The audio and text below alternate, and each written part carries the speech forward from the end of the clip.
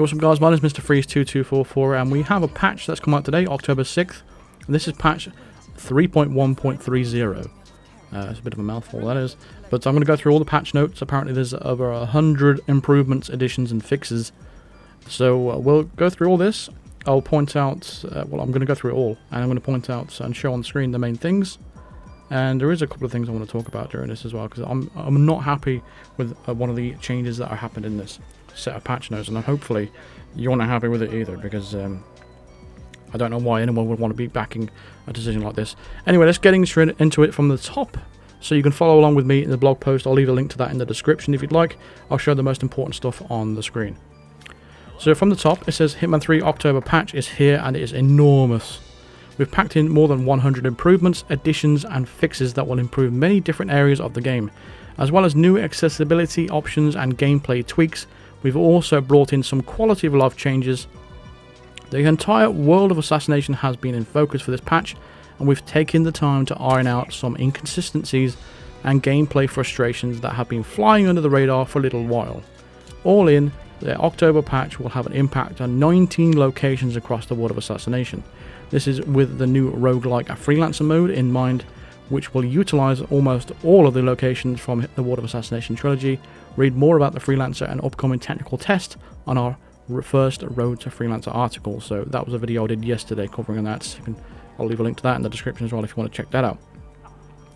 Let's get started with the core patch details. On October 6th, 2022, which is right now, Hitman 3 will be updated to version 3.130 on all platforms: PS5, PS4, Xbox One, Series X, S, PC, Stadia, and Switch. I don't know about Stadia because I thought it was gone. Note: there's no download required for all our cloud-based players on Stadia or Switch. Simply wait for maintenance to be concluded. You'll have the latest version of the game ready to play. So the maintenance starts at 10 AM UTC and maintenance end is about 3 PM UTC. The patch should be released right now, so everyone should have it between 3 and 6 gigabytes. So let's get into it. New content. I'm going to break this down into sections so you can skip to whatever chapter you'd like to on the video. So I'm going to break this down into each segment. So first of all, new content. October roadmap. Later today, the October roadmap will be revealed with new unlocks and challenges. Look out for the separate roadmap blog post at 2 PM Central European Summertime, roughly 1 hour from these patch notes went live. I'll be doing a video following this one shortly. New additions. Super sampling. Hitman 3 October patch adds support for super sampling technology from Intel, AMD and Nvidia. Intel Xe super sampling technology uses machine learning to deliver more performance and exceptional image quality. Hardware accelerated XeSS is optimized for Xe HPG microarchitecture based GPUs. Nvidia deep learning super sampling uses AI super resolution to improve the basically they all give you better resolution and better frame rate. There we go. AMD Fidelity X super sampling resolution 2 as well, that is also included. Hitman 3 also supports AMD FSR 2.1, although the game menu and launcher will only refer to it as FSR 2. I don't know how much it's going to improve the game overall. Hopefully it gets DLSS 3 as well, but I don't know how many people are going to afford the 4000 series GPUs anyway, because it's going to, you need to sell a kidney to go and buy one of those. But moving on, stability. We've resolved various issues that could cause the game to crash or be unstable in various ways. Amongst others, we've resolved crashes that could occur when using certain fuse boxes while it's in cover, using items that require you to hold a button to activate, like sinks or radios, and then moving. Restarting, loading, replanning, and exiting the menu after pausing the game with the camera item active. I've had this issue myself. You ever got a point where you're trying to replan and it just won't restart the game? It just freezes on the load. Well, it doesn't freeze. You're in an endless load loop on a thing, and you end up having to close the game down, which is really irritating. So hopefully that's fixed. Accessibility options. We've added 4 additional options to our gameplay setting, allowing additional gameplay elements to be set to hold or toggle. For all 4 new options, the default is set to hold, as that's the current setting in the game. We've noted a few additional things below for each setting, starting with walk and run. Currently you hold a button to run /jog, and this new setting allows that to be a single toggle. So you can toggle whether you're going to run. You can just press the button or hold the button, it's up to you. You have to obviously change that yourself. On PC, the slow walk button can now be set to toggle via this setting as well. Note, this setting also affects the slide action on ladders and drain pipes, but this isn't currently mentioned in the game. Instinct activation. Currently on controller, the instinct hold and reload press buttons are share the same button. This option inverts which action requires a hold and a press. On keyboard, this setting only affects the instinct action, as reload has its own individual binding. On contracts mode, the default instinct button is used to show target information, and this new setting does not affect that functionality. This new setting does affect that functionality, even if the player has chosen to disable this instinct entirely. Okay. Precision aim. Currently on a controller, the precision aim function can be activated in two ways, either by half pressing the right trigger or by holding the left bumper shoulder button whilst aiming. This setting only affects the left bumper, allowing it to be pressed rather than held. It also is possible to set your aiming mode to toggle. It's probably a better option to do the toggle, because I find it a little bit awkward when I'm trying to aim the pistol with my left trigger and then you're trying to hold L1 to try and do the precision aim. It's a bit awkward, you know. That's why toggle will probably be better in that instance. That's the only thing I'll probably change out of those accessibility ones there. Next section, what we got as the new additions. Next bit is trespassing alert. It says we resolved an issue on consoles where the trespassing hostile area UI notification could get stuck on the screen after a saved load cycle. Note, this issue was fixed on PC in a previous patch. Rude Rain Rave. That's a hard thing to say. We've resolved two issues where the Rave-On suit and the Ruby Rude tracksuit don't get noticeably wet when worn in Chongqing rain. In some cases internally, we have even saw that the Rave-On suit would refuse to load and the default suit for the location was active instead. We fixed that too to make sure it doesn't happen in the game. Hopefully they fixed what is more important actually, hopefully they fixed the frame rate issues in Chongqing. It's been terrible since the last patch. As also, Sound of Fortuna has been awful as well. Hopefully they fixed those issues. Moving on to the next bit, the Suitcase Summoner. We've resolved an issue where Agent 47 could perform some briefcase magic and make it appear in his hand at a chosen time if he performs certain actions at the start of the mission. We've ironed that out, and this is a bug and not a feature, as we don't have any plans to release a teleporting briefcase. I don't know what that's all about. I missed that one. That sounds funny. Falcon and the Polar in Hitman. We've resolved an issue where the disguise bag for the Polar survival suit was incorrectly displayed as Hitman Falcon. Falcon is the development codename for the Siberia location where the suit was originally worn, which is how it came to have that name by mistake. Does anyone really care about that, really? It's obvious, isn't it? Really. Cannons. We've made some changes to the cannons to make sure that they can always be triggered by explosions, even after performing a save load cycle.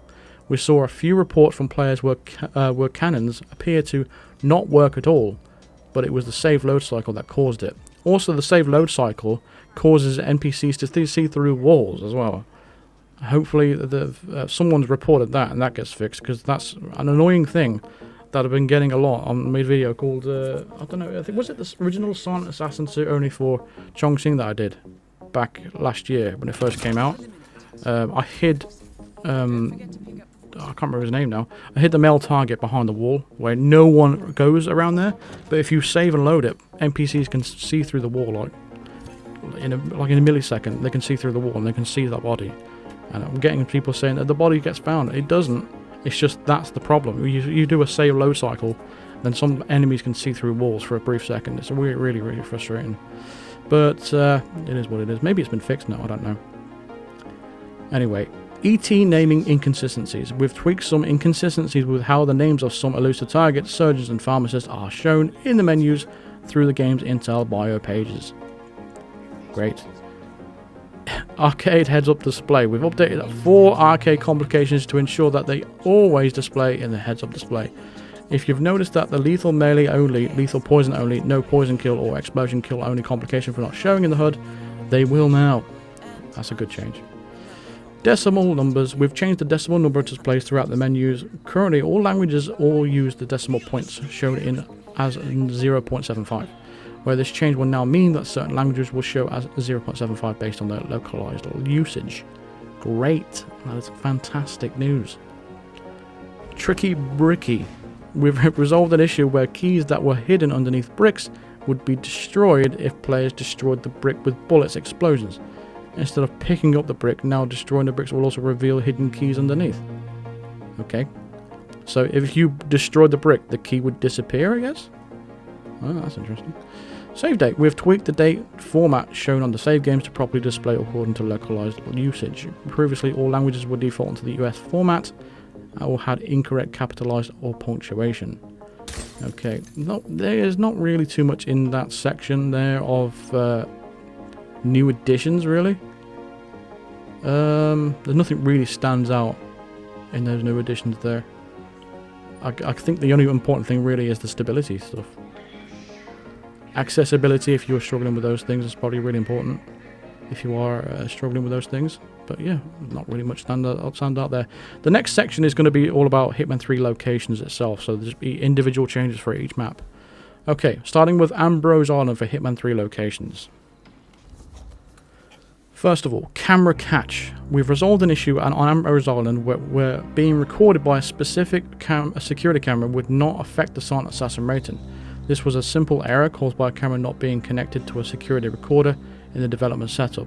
So basically it's literally just attaching that camera to, I can understand, like drag and drop kind of thing, and that would have solved the problem instantly. They must have dismissed that one. I don't know what camera that is either. But next bit is Ambrose Classics. We have already resolved an issue where the Classics challenges were not available on Ambrose Island at launch.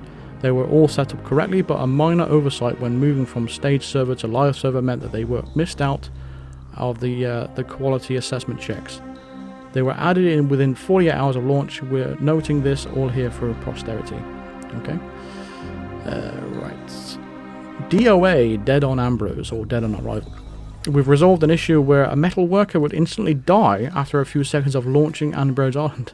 Despite no player interaction, not even Agent 47 is that good. What?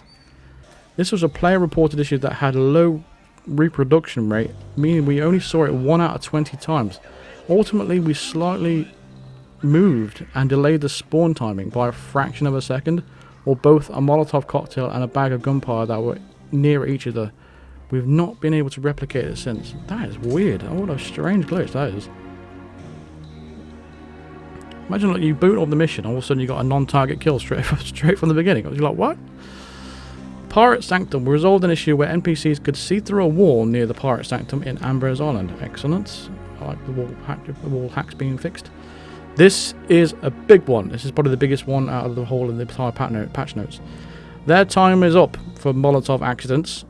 We've changed how kills with a Molotov cocktail from Ambrose Island are classified, and they're no longer considered an accident kill.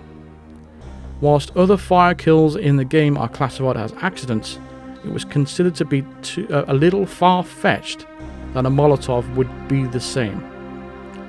They have effectively destroyed the Molotov cocktail as an item in the game. It now gets added to the 153 items in the game that are effectively useless.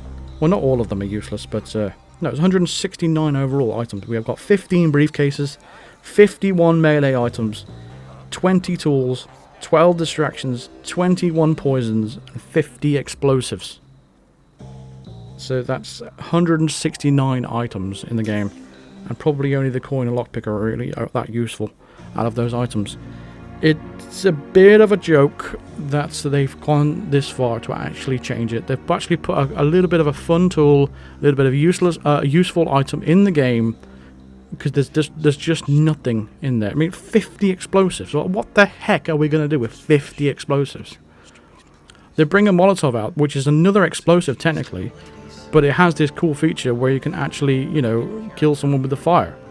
And to use the excuse as it's far-fetched that a Molotov would be the same?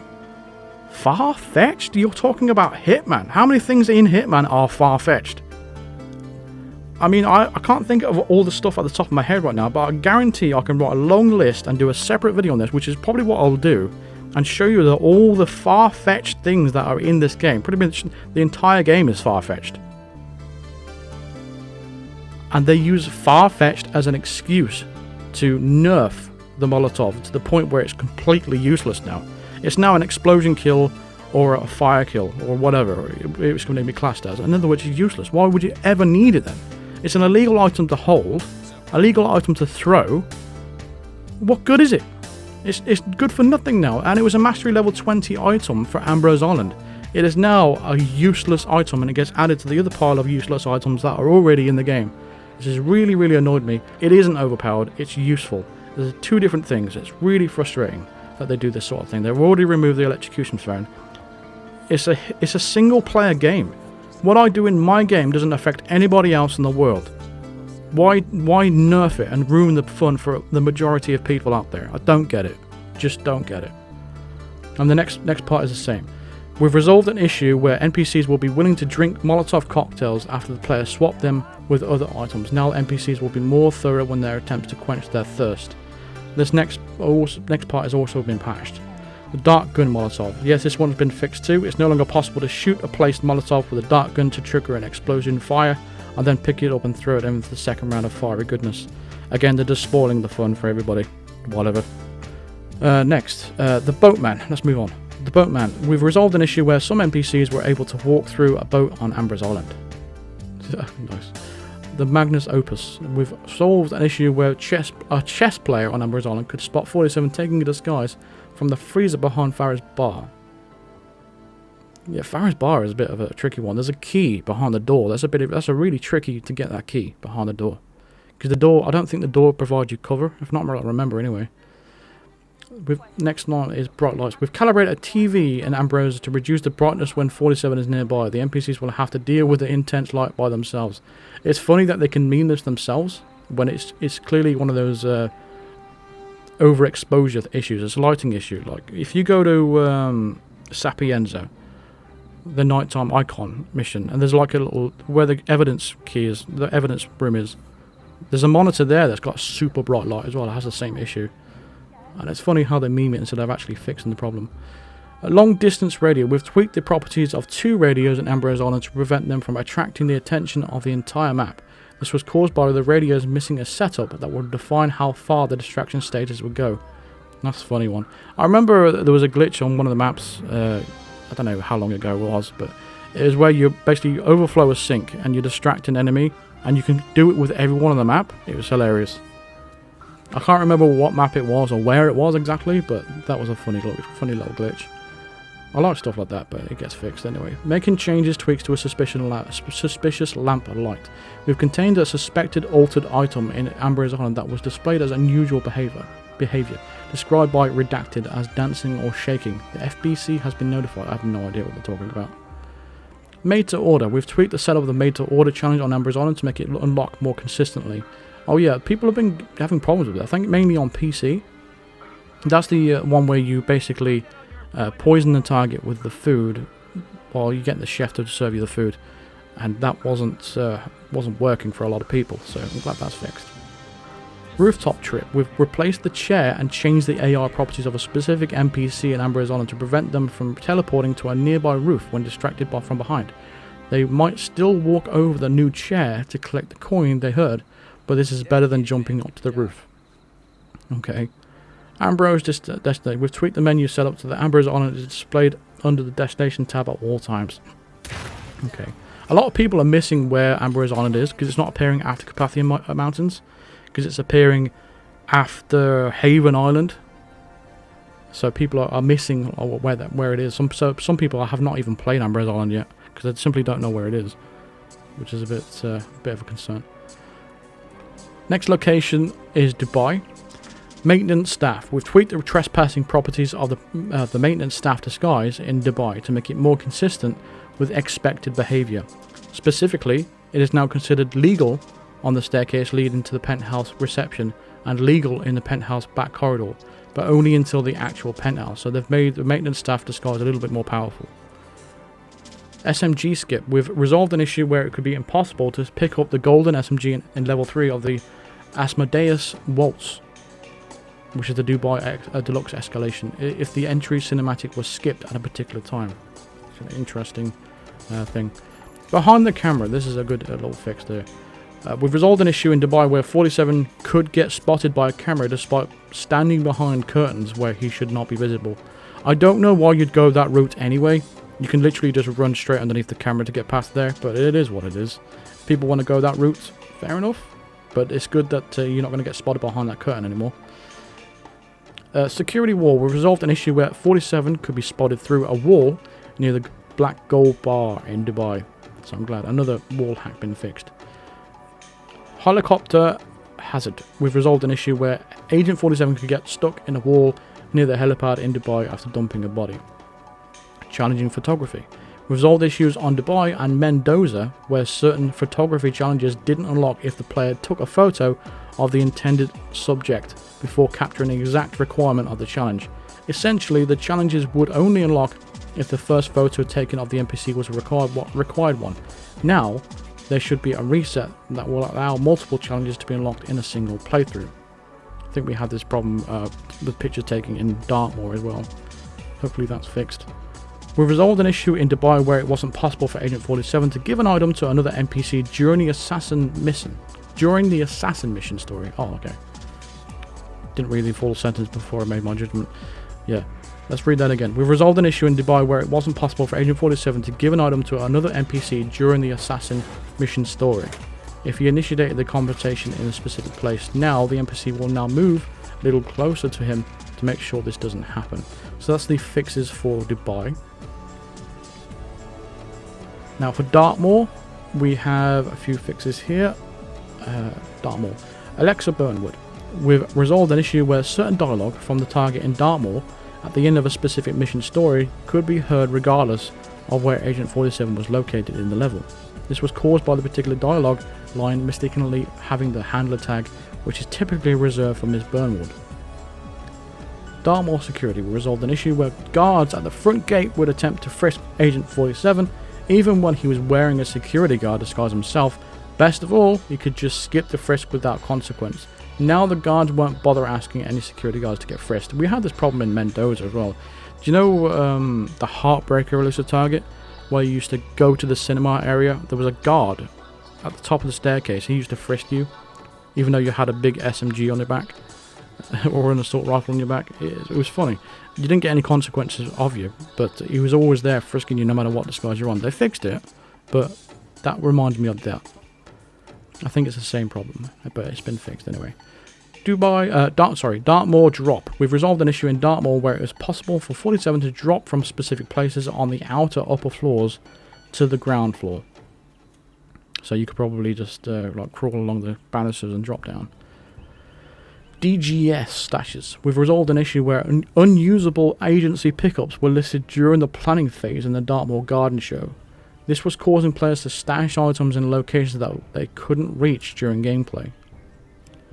Under the bridge. We've resolved an issue where it was possible for NPCs to walk into an area that 47 himself couldn't reach near the bridge in Dartmoor.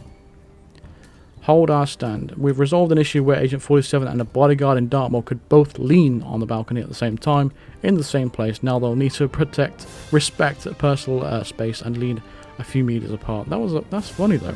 I would keep that in because that's funny stuff.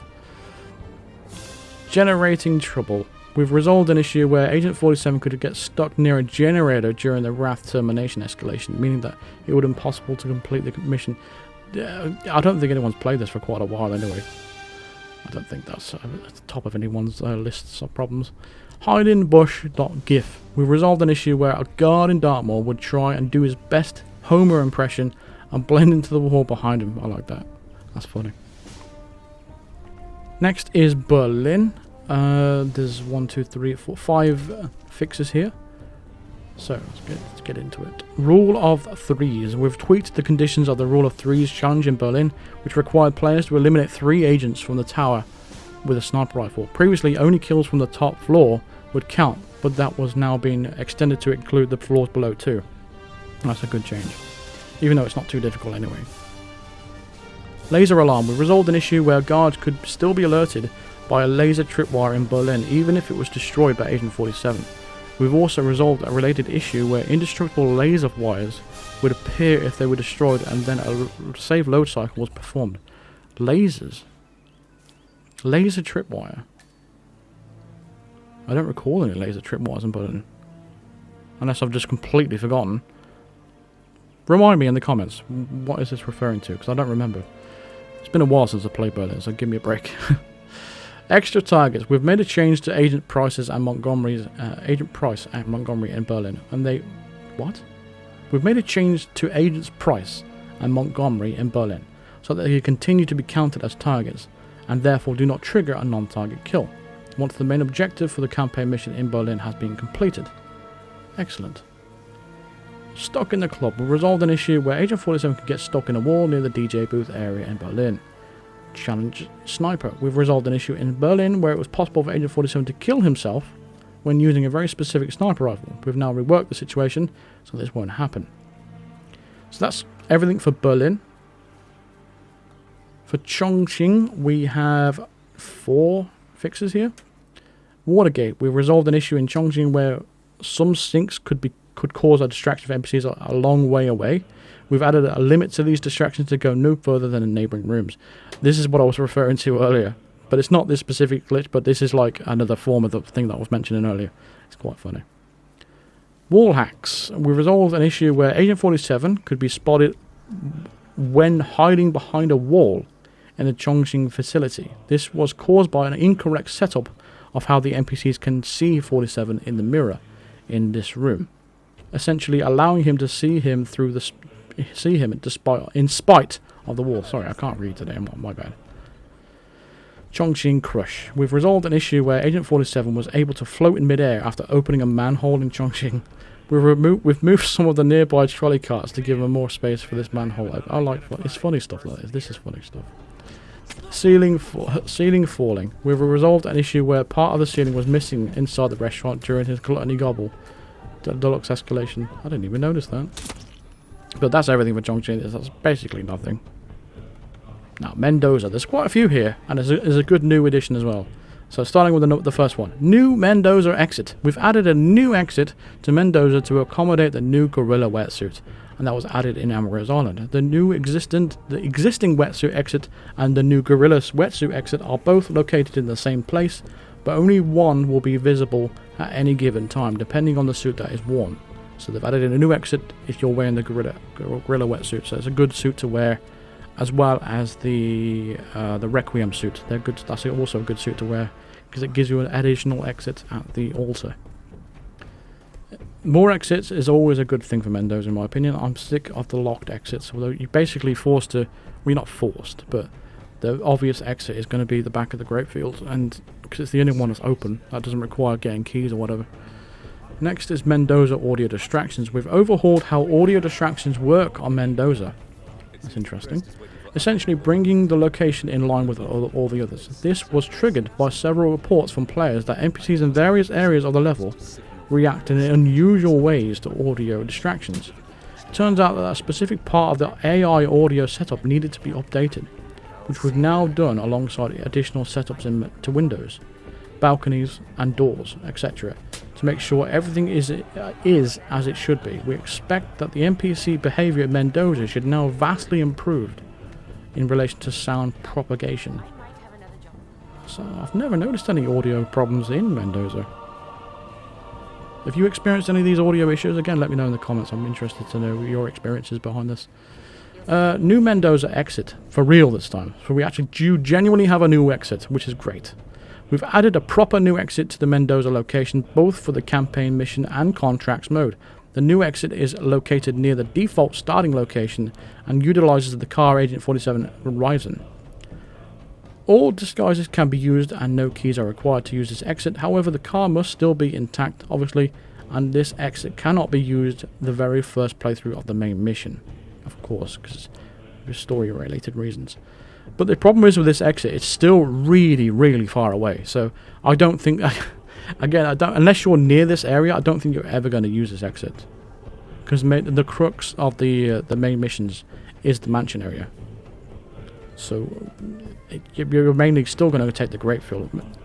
That's just my opinion, but I think mainly you're still going to take not going to use this exit. It's still nice that they added an exit here. It would have been better if it was down the road, like one of the limousines or something like that. I don't know, something like that would have been better off, I think.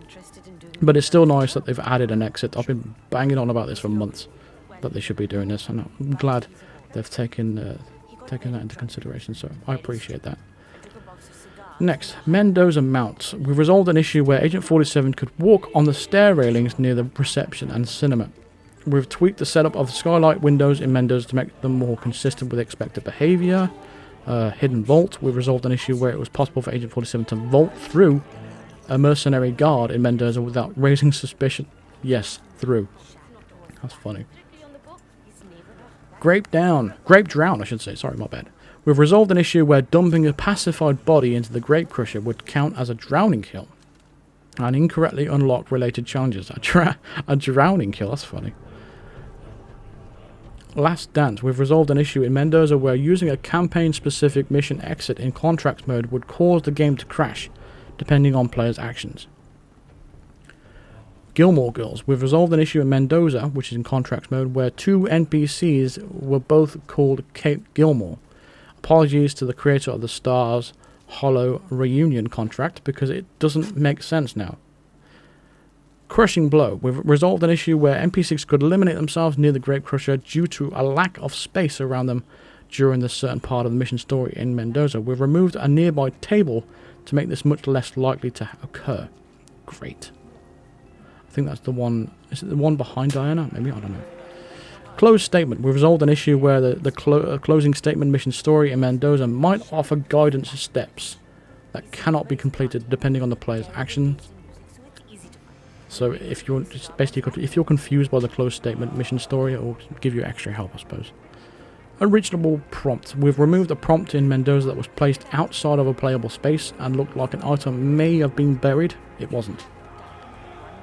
Lost his head. We've resolved an issue where the head of security in Mendoza would repeatedly trigger an animation during a very specific spoiler-filled scenario if Agent 47 bumped into him. Okay. Don't know what that is, though. Dance Without the Devil. We've resolved an issue where 47 would insist on holding his briefcase during an exit cinematic in Mendoza.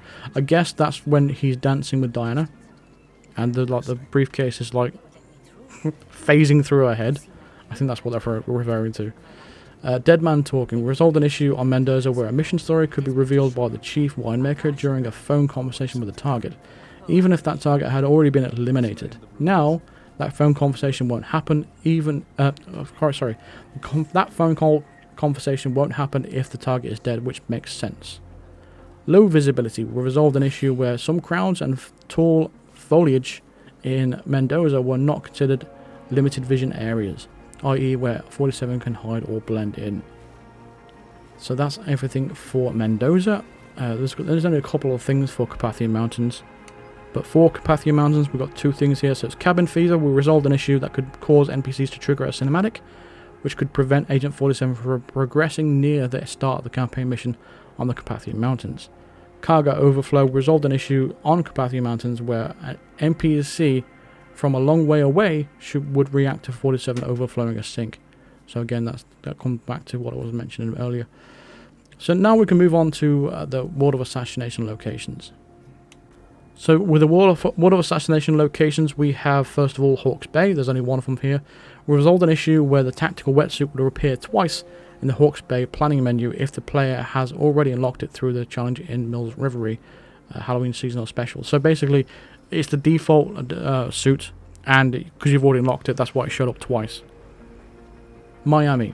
Footloose. We've resolved an issue where Agent 47 would appear to stand on his tiptoes when looking out the view in Miami near the dolphin statue. In reality, some sneaky and invisible elements are in place to ensure that the NPCs properly go down into the water and not just get stuck, therefore potentially invisible. So it looks like there's basically a wall there, but there's a gap right in front of the water. That's probably why he's on his tiptoes there. It's interesting. Developer stuff. So that's that fixed. The Briefcase Challenge. We've removed the Briefcase Challenge from Miami as it no longer serves a purpose. At the launch of Hitman 2, this challenge was used to reward players with the briefcase. When Hitman 3 launched, we moved the briefcase unlock to Miami Mastery Level 10, so it's no longer needed. Okay. So that's Hawke's Bay and Miami. Santa Fortuna, the maid with a new name. We resolved an issue where one of the maids in Santa Fortuna had a name in contracts mode that included 2 question marks. Now one of our level designers have given her a new name. Great. Brilliant. Brilliant news. RFID reduction. We've removed an unintended property of the RFID coin, the Santa Fortuna unlock, where it could be used to trigger actions only reserved for Agent 47. Okay. I do know there's like an RFID coin trick, like you can use in Dartmoor, for example, or Mumbai. You could basically throw the coin at the exit, and it would basically simulate as if it was you that was there, so you don't actually physically need to be there for you to exit that. I don't know if that's what it's all about, but I don't know. I do know that exists. Mumbai, there's Crow's hideout. We've resolved an issue where NPCs in the Crow's hideout could spot 47 through walls and the ceiling, and 47 was on the surface level near the slums apartment. Again, another wall hack fixed. Train hop, we resolved an issue where it was possible for 47 to vault from the inside of a train carriage to the roof. Wow. That's everything for Mumbai. Isle of Sgail, there's only one change. We resolved an issue where 47 could be seen spotted through a staircase by NPCs below several spaces. Again, another wall hack fixed. Great news. New York, we've resolved an issue where Athena Savalas would drink her vodka drink from the vodka bottle if the glass was destroyed. Now she'll react accordingly to the glass being destroyed. More realistic. Master deposit. We've made a change to the master deposit key so that it no longer opens the CEO room. That right is now exclusive reserved for the CEO key. Okay. Meeting trespass. We've resolved an issue in New York where the conference room would remain a trespassing zone for all disguises even after the meeting between the mission's 3 core characters has concluded. This was caused by a logic state of one of the characters changing when they left the room, which in turn caused the meeting to stop rather than end. As the meeting had actually ended, the trespass zone didn't reset. Now the logic state change of the character who leaves the room won't affect the meeting, and the remaining dialogue between the characters still in the room can continue to play out. This in turn will allow for the meeting to be considered ended, for the trespass stated to reset as normal. Phew. I like that they explain these sort of things. Like I say, explaining the reasons why it went wrong and all that kind of stuff. I like that when it comes to that sort of stuff. Next bit, mezzanine map. We've tweaked the mini map in New York to properly display which floor 47 is located on, and when he's on the stairs or on a mezzanine. Am I pronouncing that right? Mezzanine. We've resolved an issue in New York where the friendly neighborhood security guard wasn't performing his job. Frisk assassins. Now he'll properly check everyone who approaches. Again, poisoned pint. We've resolved an issue where Perez was not affected by drinking a poison drink in the security room on the 2nd floor. We've extended his drinking by a few seconds to make sure he has long enough to consume the poison. I've never actually poisoned that drink. Right, he actually drinks from, but it is interesting. Haven Island, Villa Vision consoles. We've resolved several issues that could cause NPCs, and especially targets in Haven Island, to see through several walls and floors. This was a complicated and tricky issue to address, but it all seems to have been caused by an AI vision blocker in the door template for this level. Essentially, whenever NPCs opened a particular door type, they were able to see everywhere within the mansion, regardless of how many floors or walls they were in the way. This was especially troublesome if Tyson Williams was involved, because his character animation was him looking down frequently, which meant he could spot 47 several floors down. Note this was an issue was resolved on PC for our July patch. I do remember this. I mainly had this issue when he was in the sauna. Or was it? No, it's not. Sorry, not the sauna. The jacuzzi. My bad. I'm not with it today. When you would basically hide it in that room. When you'd come into the room with the jacuzzi and you'd get spotted through a wall by some guard and stuff, and you think, what? How did I get spotted there? But that's probably what the cause of it is. So I'm glad, again, that all the wall hacks are being fixed. Next, kitchen starter. We've resolved an issue where the starting location picture for the restaurant kitchen, shown in the planning phase, incorrectly shows the starting disguise as villa staff, where in fact you will start as a waiter. This was a visual issue, not affecting gameplay. So that's everything for Haven Island, so we can move on to the Hitman 1 stuff. Starting with, because we've got nothing for Paris, so we're starting with Sapienza. New puddle. We've tweaked the properties of some water in the corner of the church in Sapienza to turn into a puddle. This was never intended to be a gameplay element and was purely a cosmetic touch. However, we've now enabled it to work as other puddles do. In other words, you can electrocute people from puddles, because that's not far-fetched compared to setting people on fire with Molotovs, apparently. Chatty Abiati. We've resolved an issue where the target in landslide would stop moving in the town hall based on player actions. Now he'll continue as expected. Brilliant. Next is Marrakesh, the bodyguard's teleporter. We've resolved an issue in the gunrunner elusive target where a specific guard would teleport to the underground parking lot as soon as the target lockdown event ends. This was caused by his post-lockdown act being set to immediately return to his next destination rather than walk. I've actually seen this. I've seen this, and like I said before, that when I've done the previous guard in the gunrunner, you can see him teleporting away when you use an instinct. I didn't know if that was always the case, but apparently it isn't. Map schooling. We believe that a community-reported issue where the Marrakesh map does not properly display the second floor of the school has been fixed. We've not directly addressed this issue, but cannot replicate it in the latest version of the game, and therefore believe it's now resolved. If we notice it in the newly released version, we'll reopen the issue. The Entertainer 720. We've resolved an issue where some NPCs in the Entertainer elusive target will appear to float in the air or walk on tables. Whenever this happens, it's typically because the NPCs are trying to do something too close to an object in the world. Each object needs enough space around it in the NPC nav mesh, i.e. where NPCs can physically go, to ensure that NPCs don't walk on or through the object, but sometimes they will begin an act that starts in the nav mesh but then ends outside of it, and they are forced to go somewhere to finish their act. Often, that means floating in midair, on a table, or wherever they can. This is probably in line with sometimes you'll see an NPC or a target float up in the air, and they'll just carry on walking. I've done a video of Novikov doing it. Basically, he just carries on walking, and nothing is going to stop him. He'll walk over everything, and he'll carry on walking miles and miles out of the map. It's quite funny.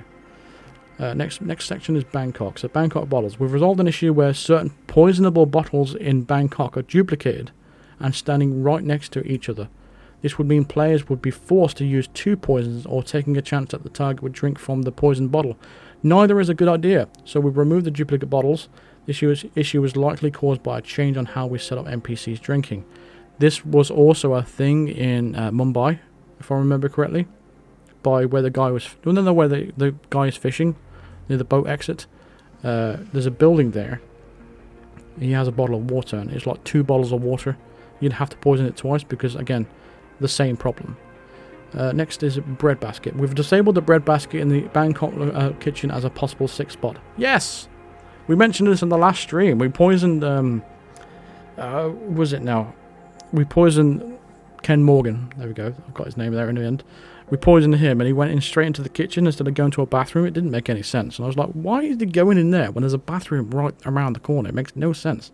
Especially when the bathroom is closer. So they've actually disabled that spot. So thank you.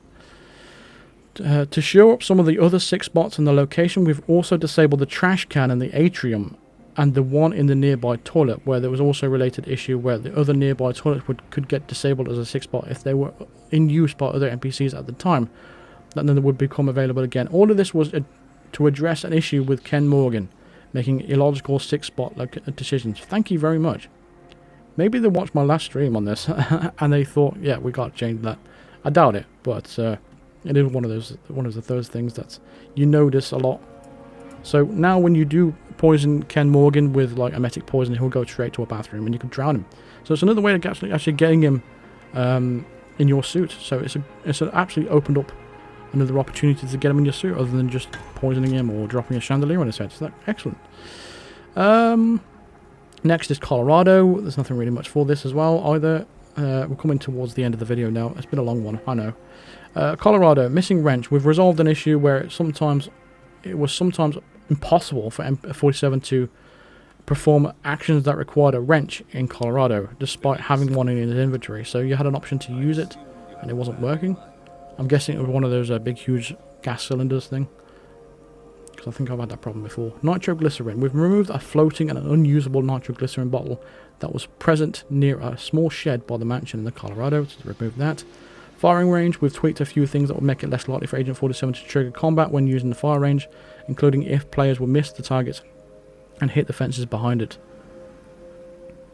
So it'll be easy to fix. It will be easy to do that challenge where you got to shoot all the bottles off the that moose's head, if I'm correct. Forklift. We've resolved an issue where a forklift truck could be used to alert all the all of the guards in the location one by one. Again, that's one of those funny distraction things. Hokkaido, so it's the last one. Dead Rising, we've resolved an issue where 47 would start in the starting location position when choosing the morgue starting location in Hokkaido. So he would just, stand there rather than laying down. That's been fixed. I've never noticed that myself. Hakuna Katana. We've resolved an issue where the Neon Katana could not be used to unlock the Groom Challenge in Hokkaido, which would require you to use the katana and do a bunch of things. We've also updated a handful of other challenges that require a weapon, where we now have several versions of that weapon to choose from. Hokkaido Hot Springs, we tweaked the map and mini-map in Hokkaido to accurately display all walls, especially around those in the hot springs. And finally, Yuki Poison. In a similar vein to the issues in Bangkok's 6 spots, we resolved an issue where in Hokkaido, where it could be difficult to reliably get Yuki to use a toilet after being poisoned. We had previously disabled most trash cans in the level as potential 6 spots, but that change had been unintentionally reverted. Now we expect more believable behaviour from all poisoned NPCs in Hokkaido. Good news. So that's everything in the patch notes. The main things that stand out to me is the accessibility options, the Molotov being completely destroyed and nerfed, and the Mendoza added exits. So those are the things that stand out for me. Again, let me know your thoughts in the comments, what you think of these patch notes. What do you think of these changes? Are you all for it? I'm interested to know your opinions on all this stuff. But so overall, that's a long video to get through all the patch notes. There's also a roadmap coming out today. It's probably out by now, by the time I've finished this. And I'll get that video up as soon as possible. So there we go. So that's going to do it for this video. So I know it's been a long one, but you can probably put this video on while you're trying to get to sleep tonight or something. I don't know. But that's going to do it for this video. So thank you very much for watching and listening. Subscribe if you are new to the channel. Drop a like. It does help out. Hit the bell notification to be notified of all future videos and live streams. Consider supporting me on Patreon or even becoming a member of the channel by clicking the join button below or clicking the link in the description. And a big shout out to all my Psycho Assassin members. I have updated these credits for this month. So if you did become a member during the month of September, your name will show up here on this list right now. So again, thank you very much for watching. Thanks for the support. I'll see you in the next video. Cheers.